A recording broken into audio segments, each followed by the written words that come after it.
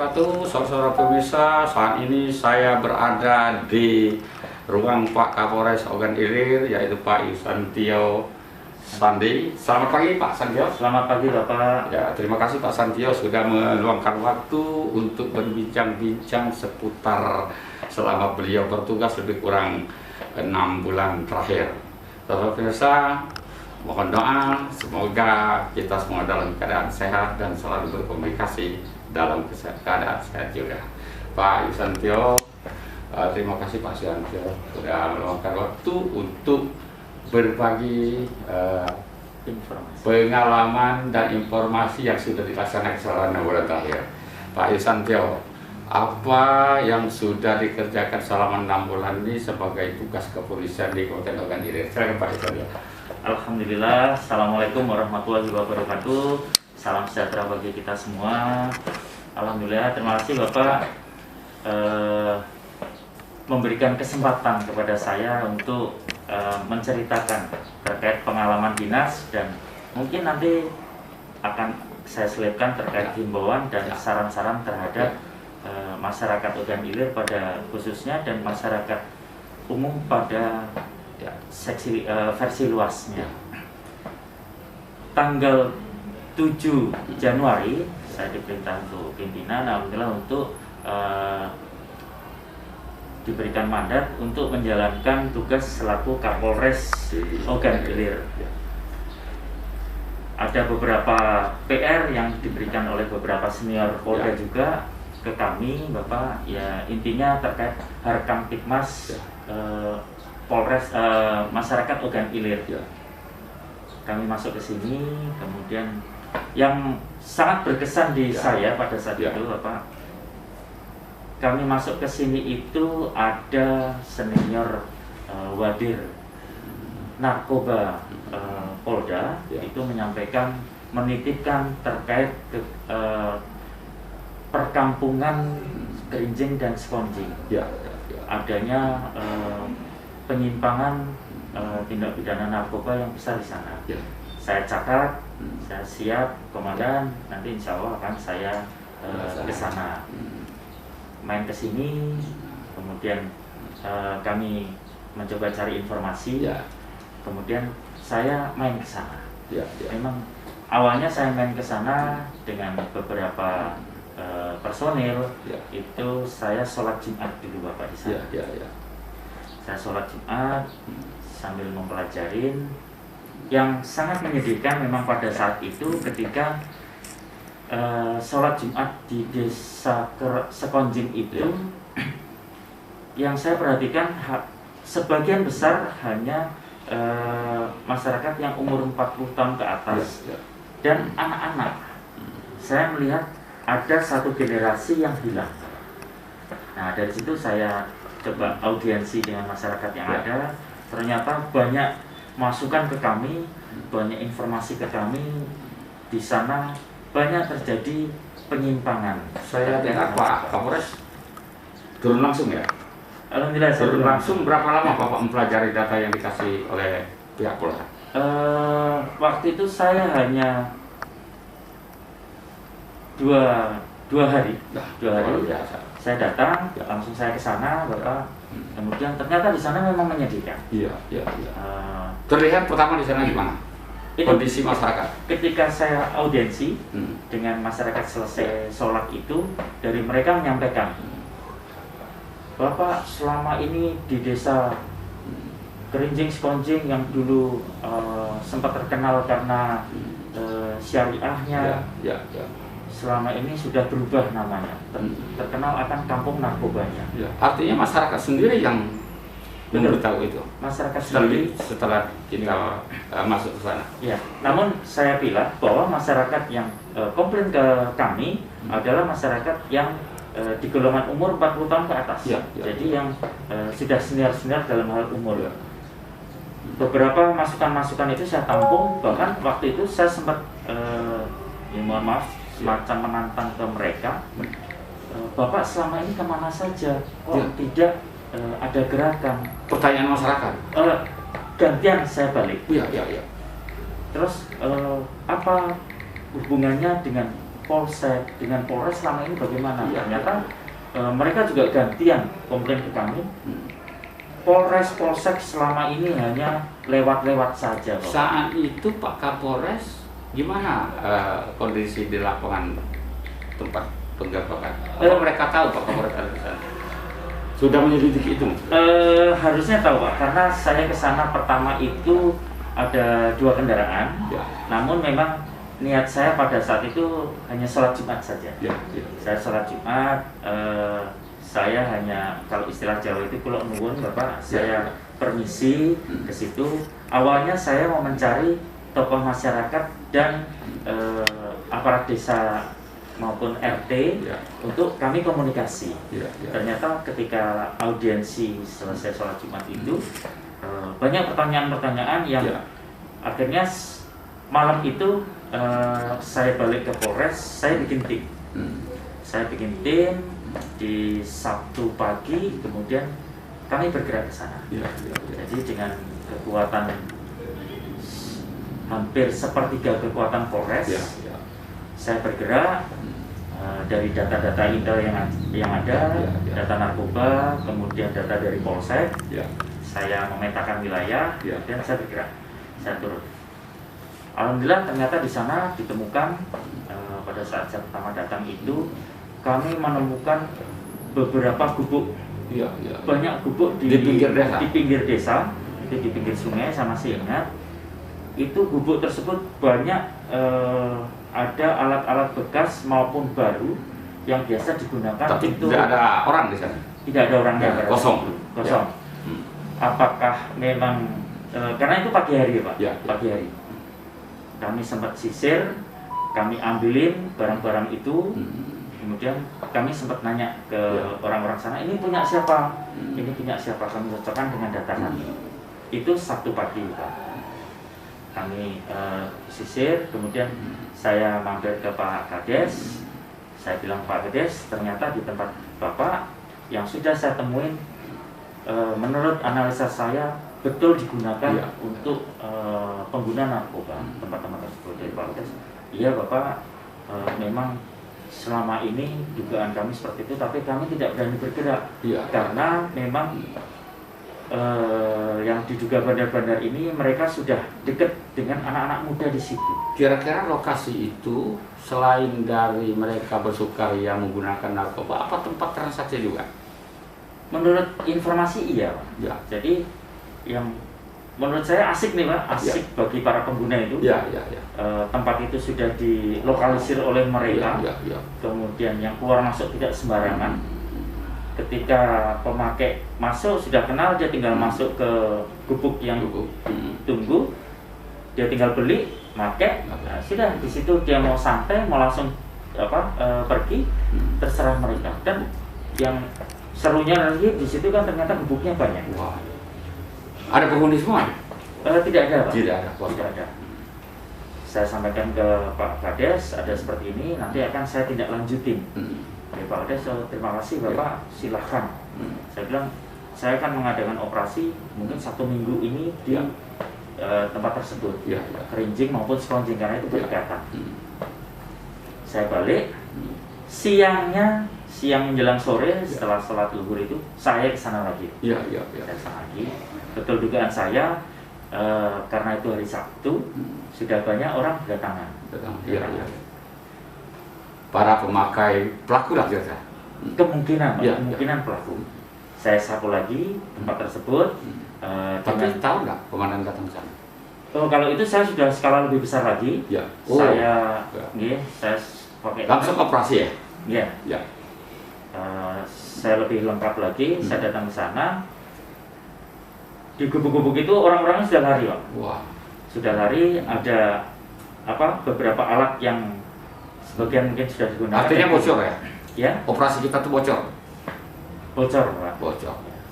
Tapi memang situasinya ketika masuk ke Kerinjing itu kan kita masuk jalan kecil. Itu ada warung di situ. Yang sana juga sudah ada. Jadi ada beberapa orang yang nongkrong yang memang tempat tersebut sudah disetting. Sudah disetting, kalau kita masuk pasti nanti pemberitaan itu cepat.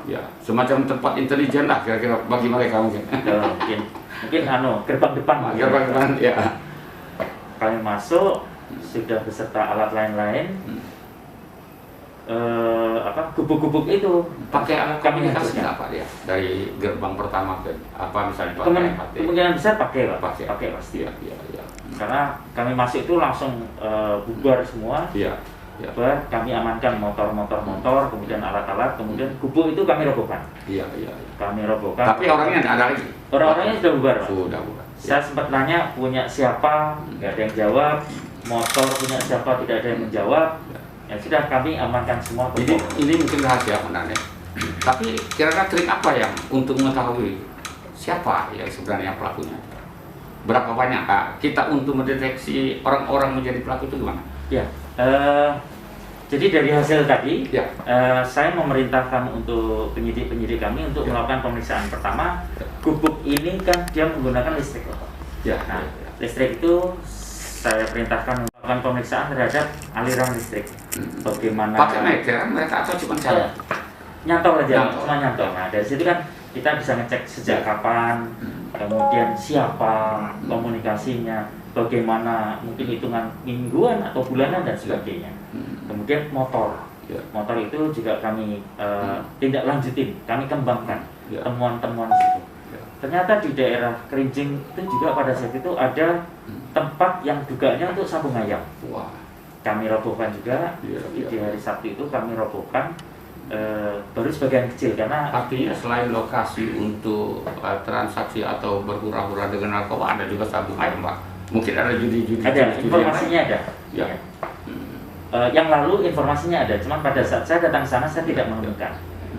Kami hancurkan semua, berikutnya kami apelkan dan kami laporkan ke Pak Kades. Pada saat itu Pak Kades, ini kegiatan kami hari ini, saya bilang gitu.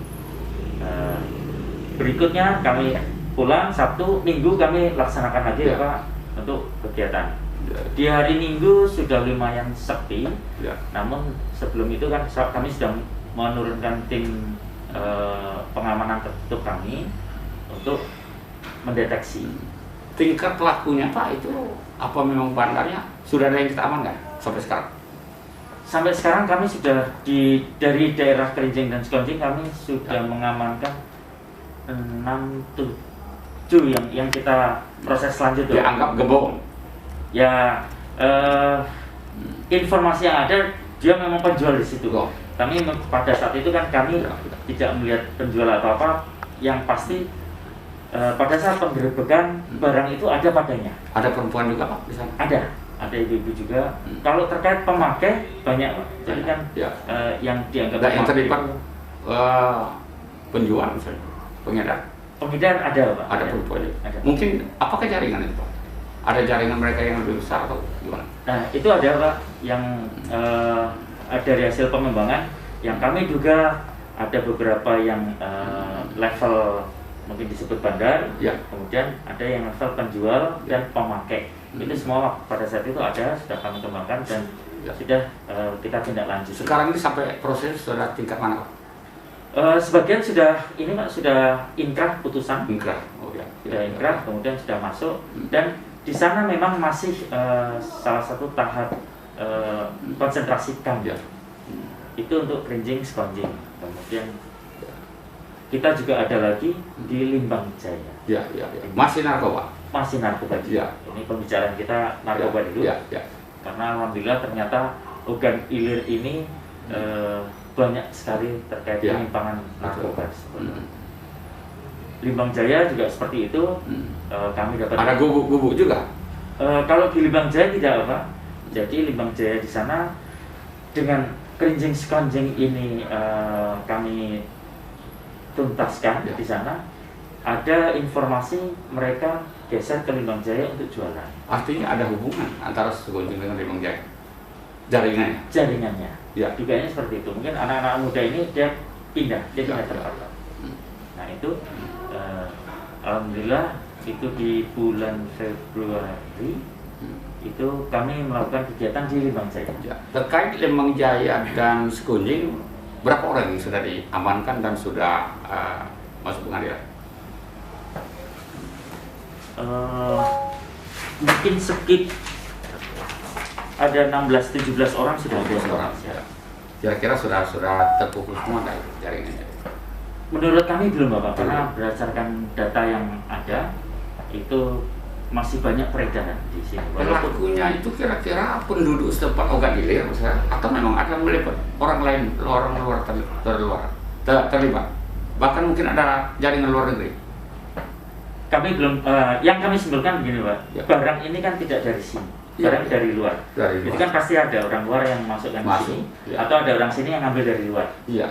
Kemudian di sini skala pertama, setelah itu disebar ke apa istilahnya distributornya, nanti baru turun sampai ke penjual, kemudian ke konsumen.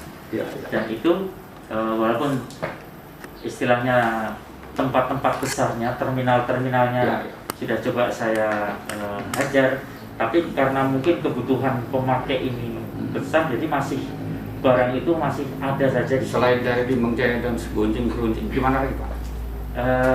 Kami di wilayah Limbang Jaya, kemudian ini nanti akan mengarah ke ada 2 kecamatan yang akan datang. Ya. Akan datang. Ada oknum polisi atau yang lainnya terlibat dalam hal ini? Selama pemeriksaan misalnya? Ya. Jadi selama pemeriksaan kami tidak menemukan, namun dari lisan kemudian dari ada pembuktian internal itu sudah ada dan kami sudah melakukan demosi. Jadi supaya kontaminasi ini tidak melebar dan kami dapat melakukan penindakan terhadap kegiatan-kegiatan itu dengan sempurna, dengan bagus. Termasuk kepada oknum kita sendiri ya? Betul. Pak Kapolres, saya melihat ada beberapa catatan yang sudah terdaftar di sini. Ada 11 jenis kejahatan: curang, curas, penggelapan, aliran, penipuan, pencurian biasa, pencurian ringan, permainan judi, keras, dan ancaman kejahatan konvensional dan lainnya. Itu ada perbedaan antara semester 1 2020 dan semester 1 2021 menurut. Gimana ini pola yang Bapak jalankan sehingga ini ada penurunan? Ya, alhamdulillah. Jadi mungkin karena semangat dengan adanya rekan-rekan baru, kami juga baru di sini Bapak, kami juga ada arahan dari pimpinan-pimpinan juga, kami belajar dari senior-senior juga. Kemudian beberapa rekan, beberapa organisasi stakeholder yang lain dan masyarakat juga mendukung. Jadi ada beberapa strategi yang kita lakukan, alhamdulillah berhasil. Terkait narkoba Pak Kapolres, terhadap golongan sendiri kepolisian di jajaran Polres Ogan Ilir, bagaimana Bapak melihatnya? Ya, jadi adanya kontaminasi, adanya pemakai juga di kami, yang kami sebut oknum, itu alhamdulillah yang lalu sesuai petunjuk Bapak Kapolda, begitu ketemu proses dikeluarkan. Artinya sudah ada yang proses? Sudah ada Pak. Tapi belum ada tingkat berhenti atau belum? Sudah ada Pak. Sudah ada juga? Sudah ada yang berhenti. Berapa orang Pak yang berhenti? Jadi selama kepemimpinan saya sudah memberhentikan 3 orang. 3 orang. Kemudian yang terproses ini sudah kami sampaikan juga. Ada perwira Pak? Tidak ada. Tidak. Itu masih ada 3 orang juga. 3 orang yang masih berproses. Masih berproses. Pak Yusantio, Kapolres Ogan Ilir, kami juga monitor Bapak ini aktif ke polsek. Jujur walaupun Bapak tidak tahu, tapi saya monitor karena saya ini wartawan tertua di sini, kebetulan aktif. Apa yang Bapak temui selama bersilaturahmi ataupun ke polsek-polsek? Jadi ini ke belakang dulu, ke dasar kami apa? Jadi kami mempelajari Ogan Ilir ini mempunyai 16 kecamatan. Dari 16 kecamatan itu saya Polres baru mempunyai 6 polsek kok. 6 polsek ini yang menurut saya dengan jumlah personel yang terbatas. 6 polsek itu ekspresinya. Ya, 6 polsek hidup. Kemudian dengan keterbatasan personel dan sarana prasarana, saya tentu mencoba meningkatkan kualitas sumber daya manusia. Karena polisi ini kan mungkin di mata masyarakat serba bisa, itu yang berat Bapak. ada orang terjebur, lapor Pak Polisi, ada pembunuhan jauh, kita harus datang ke sana, Pak Polisi dan sebagainya dan sebagainya. Itu kami mencoba mendalami, kami mendatangin ke polsek-polsek ini untuk melihat permasalahan yang ada di sana, kemudian bagaimana caranya untuk menyelesaikan. Nah itu, alhamdulillah kemarin saya sudah komunikasi dengan pimpinan dan Bapak Bupati selaku pemimpin di Ogan Ilir ini. Kita sudah mempersiapkan ada 3 polsub sektor. Itu nanti yang ke depan rencana sudah berjalan, akan diresmikan atau baru dibentuk? Untuk gedung sudah ada, gedung sudah ada, namun masih perlu pembenahan, kemudian sarana prasarana dan sumber daya manusianya yang belum masuk. Kalau personil Pak, se-OI ini idealnya berapa? Yang ada sekarang berapa? Yang ada sekarang 541, ya idealnya masih sekitar 1.100 menurut saya. Karena dilihat dari jumlah kepadatan penduduk dan heterogenitas terkait tingkat kerawanan. Rasionya itu artinya satu polisi itu 100 orang. Rasio di yang ada kan paling tidak harusnya 300-400 orang. Iya. Artinya sekarang belum memenuhi itu ya? Belum memenuhi, masih Kapolres Ogan Ilir. Ya kami mohon dukungan dari semua pihak. Pak Kapolres, mungkin di ujung waktu ada himbauan, saran, ada penekanan tugas kepada anggota dan juga himbauan kepada masyarakat. Saya Pak Kapolres. Kami menghimbau kepada masyarakat Ogan Ilir supaya adanya adat kebiasaan tradisi yang lama yang itu menyimpang supaya tidak dilakukan lagi. Misal sabung ayam, bawa saja, kemudian mungkin level terendah lalu lintas dia tidak terbiasa menggunakan helm, motor juga mungkin seadanya, itu kan sebenarnya menyimpang itu. Nah, ayo kita bersama-sama kita ikutin aturan.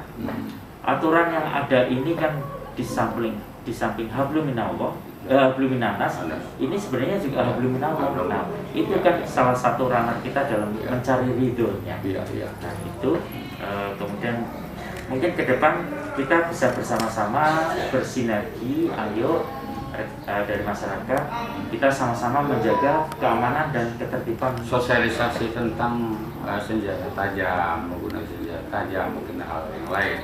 Sosialisasi yang bagaimana ini? Kami sudah melakukan, jadi level terendah Babin, kemudian ada kesatuan Bimas dalam hal penyuluhan, kemudian juga pada saat ada razia, ada yang ditemukan, itu kami sampaikan ke keluarga, kami sampaikan ke tetangga-tetangganya bahwa yang dilakukan salah. Ayo lingkungan sama-sama saling menjaga dan sama-sama saling mengawasi. Karena kalau hanya ditangkap tidak diberitahukan ke lingkungan sekitar, nanti yang lain juga cuek. Yang lain akan apatis. Gitu. Kemudian di sini juga ada beberapa kegiatan objek vital nasional. Itu kami menyampaikan kepada masyarakat juga supaya kita sama-sama saling menjaga dan mendukung. Misalkan ini adanya proyek jalan tol, ada proyek Pertamina, ada proyek mungkin PDAM dan PLN dan sebagainya. Nah itu ayo kita sama-sama saling menjaga, saling mendukung. Jangan ketika ada mungkin ranah individu ini yang terlewatin, dia merasa dirugikan, kemudian dia tidak mau mengalah. Nah itu yang berat. Memang biasanya masyarakat ini mungkin individu dia tidak ngalah karena dia akan mencari keuntungan pribadi. Nah, itu sebaiknya ayo kita bersama-sama kita mengalah. Insya Allah juga pemerintah pasti akan mencarikan gantinya. Saya lihat masih ada satu rumah lagi yang belum diganti rugi. Kalau itu yang kita ya. Peran serta kepolisian gimana? Yang lalu kami sudah mendatangi dan ini sampai dengan saat ini sudah ke ranah banding kalau tidak salah. Banding. Artinya secara berproses ya. Putusan pertama sudah, tapi masih keberatan, kemudian banding dan sebagainya. Itu kami sudah menyerahkan ke sidang itu. Pasti kami masih menjaga terkait keamanan. Pak Kapolres, rasanya sudah panjang dari narkoba sampai ke disiplin anggota sampai ke himbauan masyarakat sudah Pak Kapolres paparkan. Terima kasih atas penjelasan ini. Mudah-mudahan masyarakat mendengar dan kita minta bukan kebetulan Ogan Ilir ini Kabupaten Santri, supaya ini mungkin dengan adanya gebrakan Pak Kapolres ini mendukung Kabupaten Ogan Ilir Santri. Insya Allah ini akan bermanfaat lebih besar bagi kabupaten ini dengan gebrakan Pak Kapolres yang terlalu dan yang akan datang mungkin ditingkatkan. Saudara pendengar, demikian perbincangan kami dengan Pak Kapolres Ogan Ilir, Pak Yusantio Sandi. Insya Allah kita ke depan akan bertemu lagi. Lebih kurang saya mohon maaf pada Allah, kami mohon ampun. Kami dengan wassalamualaikum warahmatullahi wabarakatuh.